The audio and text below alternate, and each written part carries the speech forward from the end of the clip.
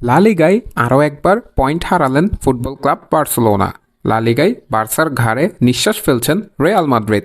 তবে গতকালও পয়েন্ট ব্যবধান বাড়ানোর সুযোগ মিস করলেন বার্সেলোনা, যেখানে রিয়াল ব্যাটিসের বিপক্ষে তাদের ঘরের মাটিতে 2-2 গোলে ড্র করলেন বার্সা।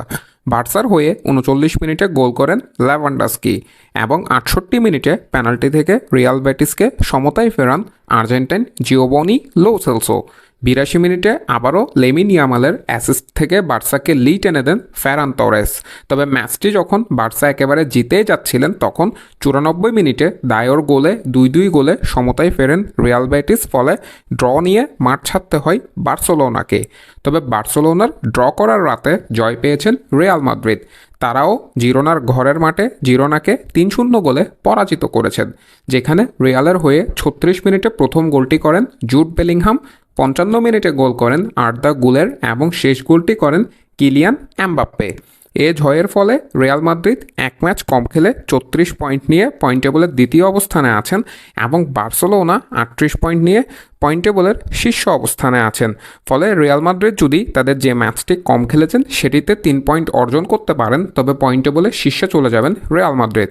বর্তমানে 17 ম্যাচে বার্সেলোনার জয় 12টি, 2টি ড্র এবং 3টি হারে তাদের 38 পয়েন্ট, এবং 16 ম্যাচে 11টি জয়, 3টি ড্র, 2টি হারে রিয়াল মাদ্রিদের অর্জন 36 পয়েন্ট।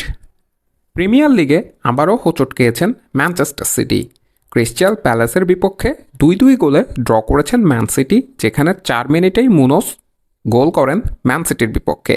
এরিক হালান্ড 30 মিনিটে সমতায় ফেরালেও 56 মিনিটে আবারও গোল হজম করেন ম্যান সিটি, এবং লুইস যে 68 মিনিটে ম্যান সিটিকে সমতায় ফেরান, 84 মিনিটে সে লাল কার্ড দেখে মাঠ ছাড়েন। ফলে 2-2 গোলের ড্র নিয়ে মাঠ ছাড়েন ম্যান সিটি, যারা বিগত 60টি ম্যাচে সবগুলো কম্পিটিশনে জয়হীন ছিল। তবে সর্বশেষ ম্যাচে নটিংহ্যাম ফরেস্টের বিপক্ষে জয় পেলেও এ ম্যাচে তারা ড্র করেছেন। ফলে সর্বশেষ 5টি প্রিমিয়ার লিগ ম্যাচে তারা 3টিতে হেরেছেন, 1টি জিতেছেন এবং 1টি ম্যাচ ড্র করেছেন। সেই সাথে নটিংহ্যাম ফরেস্টের বিপক্ষে পরাজিত হয়েছেন ম্যানচেস্টার ইউনাইটেড। ম্যানচেস্টার ইউনাইটেডের নতুন কোচ রুবেন অ্যামোরিম আসার পরও ম্যানচেস্টার ইউনাইটেডের অবস্থার কোনো পরিবর্তন হয়নি, যেখানে গতকালকের ম্যাচেও কর্নার থেকে গোল হজম করেছেন ম্যানচেস্টার ইউনাইটেড এবং সর্বশেষ ম্যাচেও আর্সেনালের বিপক্ষে কর্নার থেকে 2টি গোল হজম করেছিলেন ম্যানচেস্টার ইউনাইটেড। ফলে নটিংহ্যাম ফরেস্টের বিপক্ষে 3-2 গোলে হেরে যান ম্যানচেস্টার ইউনাইটেড এবং বর্তমানে তারা পয়েন্ট টেবলের 13তম অবস্থানে রয়েছেন, যেখানে 15 ম্যাচে ম্যানচেস্টার ইউনাইটেডের জয় মাত্র 5টি, তবে 6টি ম্যাচে তারা হেরেছেন এবং 4টি ম্যাচ ড্র করেছেন।